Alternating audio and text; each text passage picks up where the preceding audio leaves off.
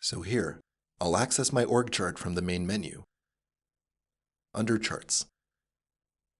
And I'll just go ahead and select the position reporting structure for this demonstration. From the toolbar at the top of the page, I'll click on the Action menu, open the Chart Views submenu, and as you can see, I have options to set the kind of content that appears in the position nodes or the employee nodes. Under the Position submenu, you'll notice that I have two types of view options, standard ones and analytics. Both of these display important information, but what I want to draw your attention to are the Analytics Employee and Analytics Position views. By selecting either of these, 3 boxes are displayed inside of the position nodes, each corresponding to one of the 3 drop-down lists that now appear at the top of the org chart. Using these, you can change what analytics appear in your org chart, and you can essentially show 3 different types of analytics within the nodes at the same time. So I'll just show you how it's done.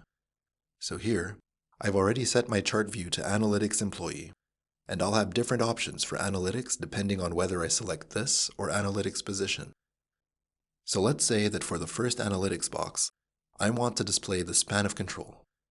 In this environment, which is position reporting to position, span of control corresponds to the total number of direct employees reporting to this position.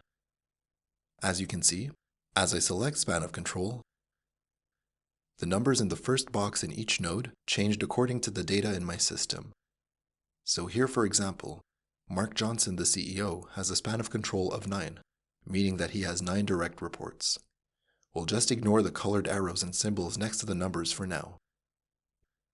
In the second box, I'll set the head count, which is the number of employees in this node, and all the child nodes below it.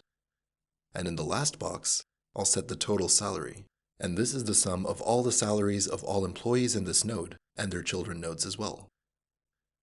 Before we move on, just for a second, let's go back to span of control. So as I said, in this environment, it represents the total number of direct reports to a position. But what about the average span of control? So if I just go ahead and set that in the second box, you can see what the number is for the CEO over here. The average span of control is the average number of employees per manager in this node, including its children, only when the manager position is not vacant. So here, it means that, on average, this is the number of employees that each manager under Mark Johnson has to manage.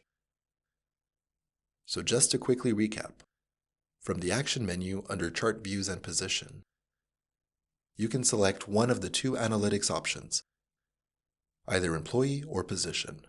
This populates the nodes with 3 boxes that correspond to the drop-down lists up here at the top.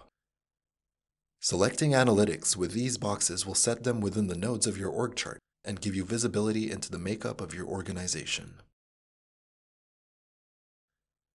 So now, we can get back to the little colored arrows and circles in the boxes. These indicators are performance related to set targets for certain types of analytics. So let's say that here for span of control, this is the value associated to the CEO position, along with a green circle. And for the Director of Corporate Services, we have this number with an upwards blue arrow. So what is meant by this? These targets are the goal level or range for the corresponding analytic within your organization. Of course, these can be set and changed. So at the top, next to the 3 boxes, there is a gear icon. If I click on it, I can see the settings for my analytics targets. So as you can see, for each analytic, there is a lower and an upper bound associated to it. And indicators are set to show when the value is below this range, within the range, or above the range. So for span of control, the lower bound is 4, the upper bound is 9, and the downward red arrow indicates that the value is below range. A green circle indicates that it is in range, and an upwards blue arrow means that the value is above range. I can set colors, symbols, and range values from this window for each type of analytic. Then click Set to save the settings. So leaving everything here as is, Let's go back to the org chart. As you can see, for span of control, the CEO position is in range, so it's linked to a green circle. Many of the other positions that we see here have numbers for the span of control linked with an upwards blue arrow, which indicates that these values are above range. So these indicators paired with the on-node analytics give you a ton of visibility into your employee data and can help you meet your targets for different metrics, providing of course that you set them correctly using the setting options up here.